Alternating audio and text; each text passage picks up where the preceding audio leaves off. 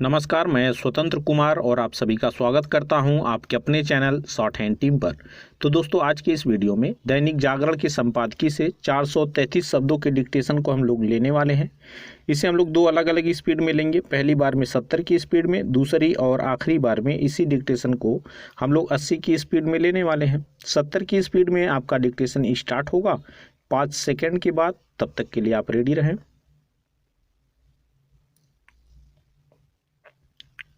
Start. Delhi के साथ देश को हिला देने वाली बाटला हाउस मुठभेड़ के दौरान पुलिस इंस्पेक्टर मोहन चंद्र शर्मा की शहादत का कारण बने आरिज खान को दोषी करार दिए जाने से महज एक खूंखार आतंकी को ही उसके किए की सजा मिलना सुनिश्चित नहीं हुआ, बल्कि भारतीय राजनीति का घिनौना चेहरा भी नए सिरे से सामने आ गया।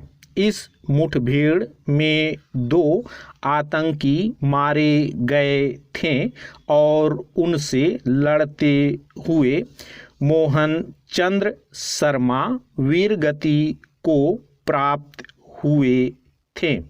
मारे गए आतंकी इंडियन मुजाहिदीन के गुर्गे थे और वे देश के अनेक हिस्सों में बम विस्फोट करने के लिए जिम्मेदार थे, लेकिन उन्हें ठिकाने लगाए जाने पर संतोष व्यक्त किए जाने और पुलिस इंस्पेक्टर के सर्वोच्च बलिदान का स्मरण किए जाने के बजाय रोना धोना शुरू कर दिया गया। आतंकियों के लिए आंसू बहाने में अग्रणी थी कांग्रेस।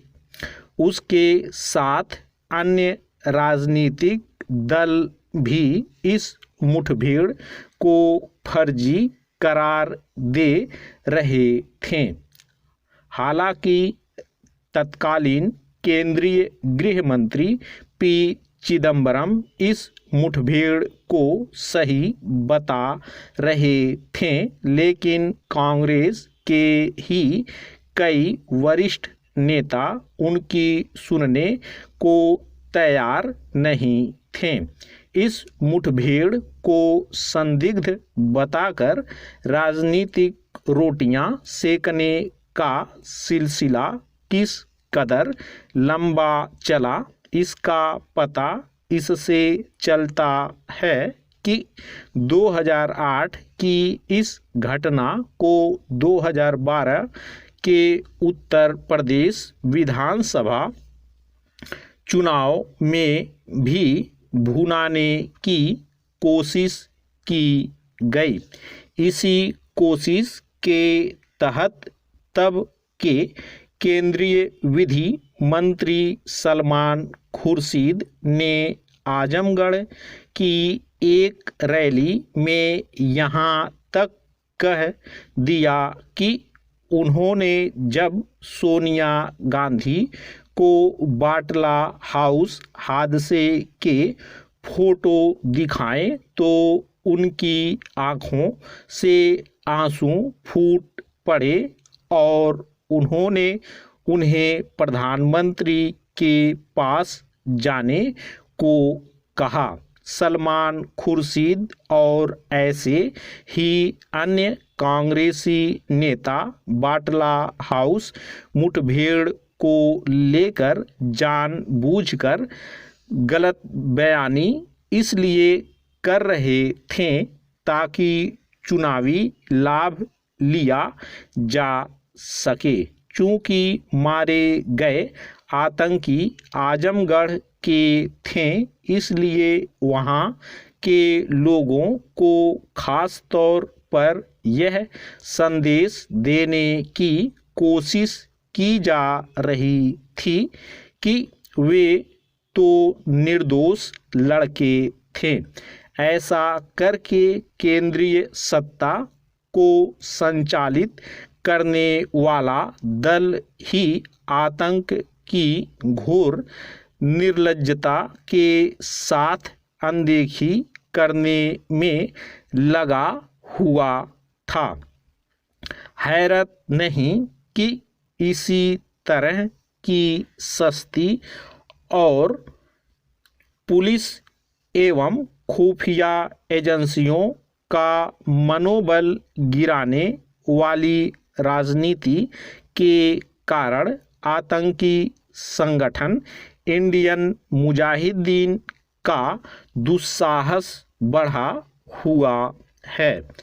जो भी हो, अब जब बाटला हाउस से भागे आतंकी आरिज खान को दोषी करार दिया गया है, तब यह आवश्यक हो जाता है कि यहाँ हुई मुठभेड़ पर सवाल उठाने वाले नेता देश और खासकर सुरक्षा एजेंसियों से माफ़ी मांगे। निसंदेह आवश्यक यह भी है कि आतंक से जुड़े इस तरह के मामलों में अपराधियों को जल्द सजा सुनाए जाने का सिलसिला तेज हो। स्टॉप। दोस्तों, इसी डिक्टेशन को दूसरी बार में हम लोग 80 की स्पीड में लेंगे और आपका समय स्टार्ट होगा 5 सेकंड के बाद। तब तक के लिए आप रेडी रहें।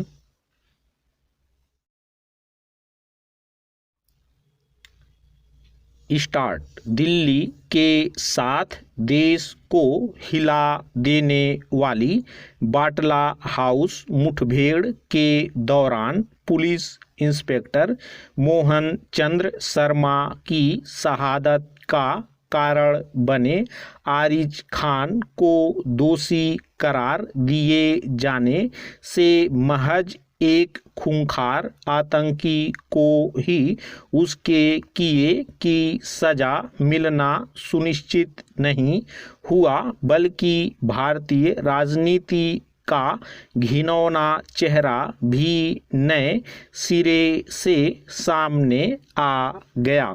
इस मुठभेड़ में 2 आतंकी मारे गए थे और उनसे लड़ते हुए मोहन चंद्र शर्मा वीरगति को प्राप्त हुए थे। मारे गए आतंकी इंडियन मुजाहिदीन के गुर्गे थे और वे देश के अनेक हिस्सों में बम विस्फोट करने के लिए जिम्मेदार थे, लेकिन उन्हें ठिकाने लगाए जाने पर संतोष व्यक्त किए जाने और पुलिस इंस्पेक्टर के सर्वोच्च बलिदान का स्मरण किए जाने के बजाय रोना धोना शुरू कर दिया गया। आतंकियों के लिए आंसू बहाने में अग्रणी थी कांग्रेस।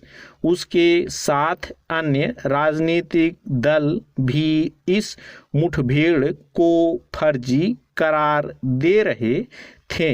हालांकि तत्कालीन केंद्रीय गृह मंत्री पी चिदंबरम इस मुठभेड़ को सही बता रहे थे, लेकिन कांग्रेस के ही कई वरिष्ठ नेता उनकी सुनने को तैयार नहीं थे।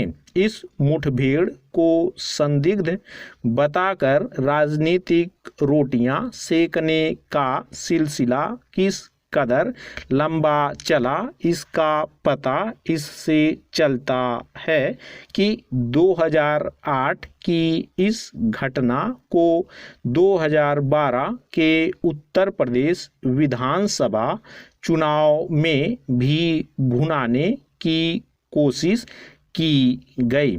इसी कोशिश के तहत तब के केंद्रीय विधि मंत्री सलमान खुर्शीद ने आजमगढ़ की एक रैली में यहाँ तक कह दिया कि उन्होंने जब सोनिया गांधी को बाटला हाउस हादसे के फोटो दिखाए तो उनकी आंखों से आंसू फूट पड़े और उन्होंने उन्हें प्रधानमंत्री के पास जाने को कहा। सलमान खुर्शीद और ऐसे ही अन्य कांग्रेसी नेता बाटला हाउस मुठभेड़ को लेकर जानबूझकर गलत बयानी इसलिए कर रहे थे ताकि चुनावी लाभ लिया जा सके।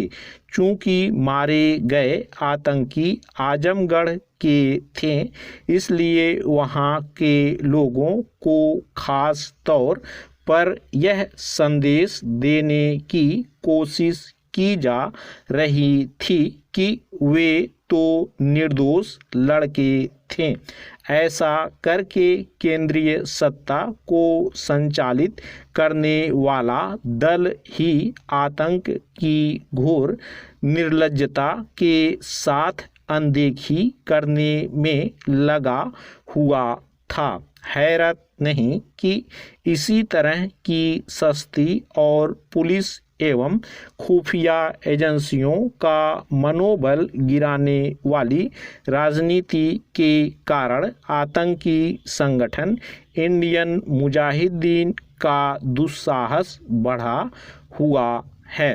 जो भी हो, अब जब बाटला हाउस से भागे आतंकी आरिज खान को दोषी करार दिया गया है तब यह आवश्यक हो जाता है कि यहाँ हुई मुठभेड़ पर सवाल उठाने वाले नेता देश और खासकर सुरक्षा एजेंसियों से माफ़ी मांगे। निसंदेह आवश्यक यह भी है कि आतंक से जुड़े इस तरह के मामलों में अपराधियों को जल्द सजा सुनाए जाने का सिलसिला तेज हो। स्टॉप।